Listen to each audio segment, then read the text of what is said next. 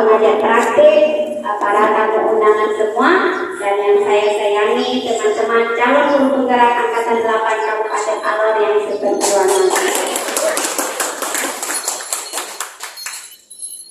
Baik Bapak dan Ibu, perkenalkan nama saya Novaya Rusli, saya bertugas di PTD SMP Negeri Moru.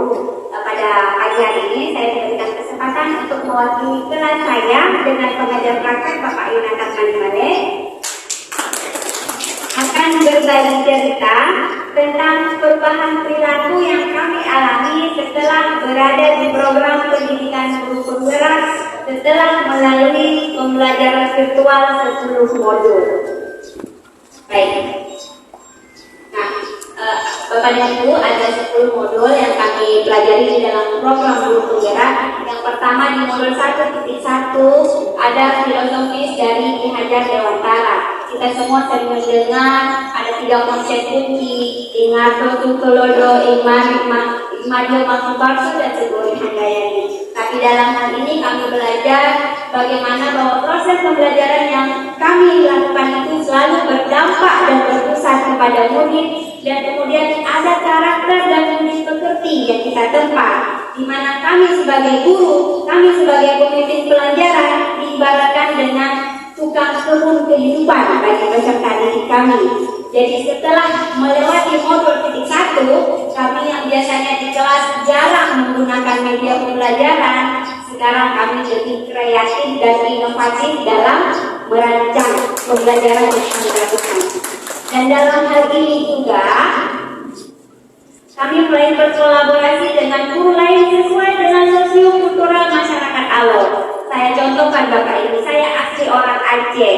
Jadi ketika datang di Alor terus mempelajari teks tentang naratif cerita rakyat budaya Alor, tentu saya tidak tahu karena saya tidak basic di situ dan saya tidak lahir besar di sini. Apa yang harus saya lakukan? Saya berkolaborasi dengan guru-guru yang memang asal dari sini, boleh dengan ketua adat untuk kemudian datang ke sekolah kami, memberikan materi, memberikan cerita, baru kemudian pemahaman itu yang kami integrasikan ke dalam mata pelajaran sesuai dengan konteks budaya masyarakat di daerah kita di sini. Itu pada modul 1.1. Kemudian berikutnya pada modul 1.2 ada nilai dan peran guru penggerak. Jadi meski di sini ada beberapa nilai yang memang kami sudah miliki sebelumnya, tapi perubahan perilaku yang sangat besar yang kami lakukan adalah berkolaborasi. Berkolaborasi menciptakan pembelajaran yang berbeda dari sebelumnya. Berkolaborasi memajukan pendidikan Indonesia. Dan Bapak dan Ibu, program guru penggerak ini adalah circle terpositif, circle paling positif yang pernah saya dapat. Di guru penggerak ini Bapak Ibu, kami berkolaborasi diberikan peluang yang sama, tidak melihat perbedaan ras, agama, suku, tidak ada. Jadi peluang kami di sini sama, tujuan kami sama, frekuensi kami sama, jadi nilai-nilai dan peran yang kami di sini itu sama. Jadi selain menjadi pemimpin pembelajaran, kami adalah coach bagi rekan guru di sekolah, baik mata pelajaran dan sebisa mungkin kolaborasinya kami lakukan bersama dengan seluruh warga sekolah. Kemudian pada modul yang ketiga ada visi guru penggerak. Nah, di visi guru penggerak ini kami saat itu disuruh membayangkan visi sekolah impian. Jadi Bapak Ibu, saya share sedikit visi sekolah impian saya di depan masa depan adalah jika saya mau menjadi pemimpin pembelajaran, menjadi pemimpin komunitas belajar, saya akan mewujudkan sekolah yang melahirkan profil pelajar Pancasila dalam ekosistem yang ramah lingkungan dan tanpa guru. Jadi Bapak Ibu, dalam modul 1.3 ini kami belajar pendekatan equality apresiatif melalui alur belanja. Jika sebelumnya ketika kami ingin melakukan sesuatu, mengidekan sesuatu, kami bingung cara buatnya bagaimana, tahapannya bagaimana. Akan tetapi setelah belajar proses dengan alur belanja, sekarang kami sudah handal. Jadi ketika saya menciptakan program rules dan penuntungan sebagai bentuk untuk mewujudkan visi saya melalui penciptaan budaya positif di ekosistem sekolah, saya tahu harus mulai dari mana. programnya, siapa yang harus saya ajak, bergeraknya dari mana, kolaborasinya bagaimana, penciptaan struktur programnya bagaimana. Itu adalah perubahan perilaku yang kami dapatkan pada modul visi guru penggerak. Kemudian pada 1.4 modul yang keempat ada budaya positif. Di dalam budaya positif kami belajar tentang disiplin positif, bentuk penghargaan, motivasi, hukuman, restitusi, keyakinan kelas, posisi kontrol guru, kebutuhan dasar, dan juga segitiga restitusi. Jadi yang sudah berubah apa? Setelah mempelajari modul 1.4, waktu itu kami seluruh CGP di sekolah masing-masing membuat diseminasi. Jadi kami menjadi pemateri budaya positif di sekolah. Ada diseminasi budaya positif yang kami lakukan.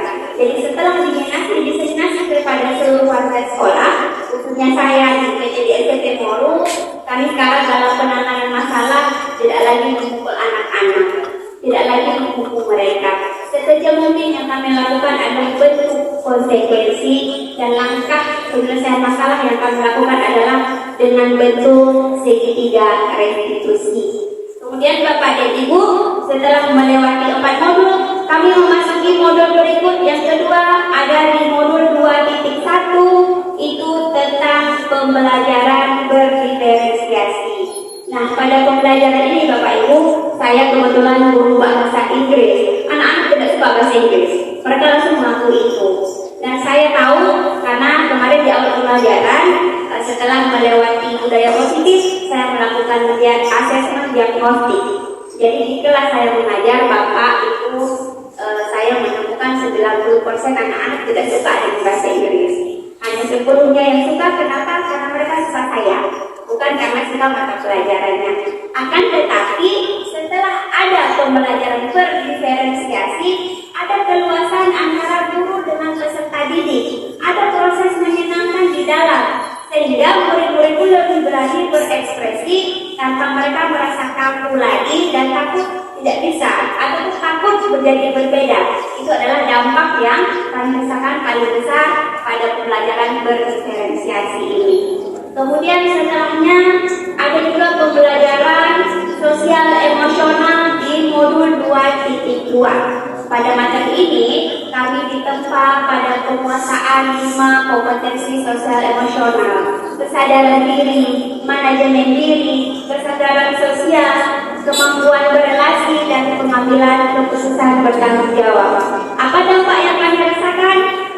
Sebagai guru yang menghadapi anak-anak zaman sekarang, jujur kami akui anak-anak zaman sekarang Bapak sangat meresahkan.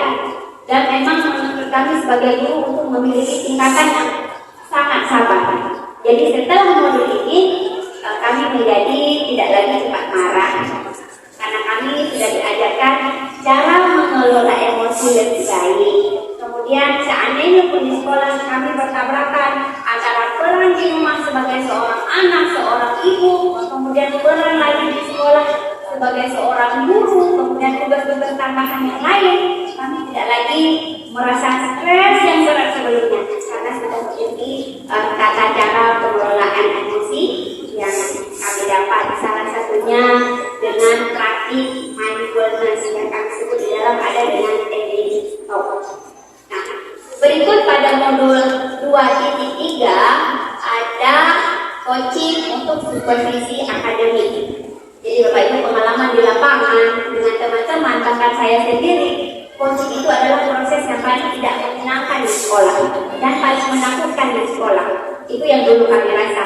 Akan tetapi setelah di modul penggerak, kami belajar coaching dengan alur Tirta, kami belajar coaching dengan alur Riyad, dan kami praktek coaching supervisi akademik. Barulah kami tahu bahwa sebenarnya coaching itu tidak semenakutkan itu. Supervisi akademik itu bukan untuk menilai kelemahan guru, tapi untuk mengetahui, mengidentifikasi bagian mana yang potensinya belum maksimal. Itu yang harus dikembangkan oleh kepala sekolah sebagai pemimpin pembelajaran. Itu di modul 2.3. Selanjutnya di modul 3.1, ini sudah masuk 3 modul terakhir, ada pengambilan keputusan berbasis nilai-nilai kebajikan oleh kepala sekolah. Kami sudah ditempa sebagai pemimpin pelajaran. Di modul 3 kami ditempa menjadi calon kepala sekolah. Bagaimana menghadapi masalah yang berbenturan antara kebenaran dengan sebuah pelanggaran aturan. Ada pengambilan keputusan antara dua hal yang sama-sama benar bertentangan. Bagaimana keputusan yang harus kami ambil? Jadi sebelumnya saya khususnya berdampaknya berat sekali bagi saya, Bapak. Saya orangnya perasaan. Jadi ketika ada masalah, saya mau mengambil keputusan. Saya pikir panjangnya tidak selesai dan punya keputusan tidak dapat.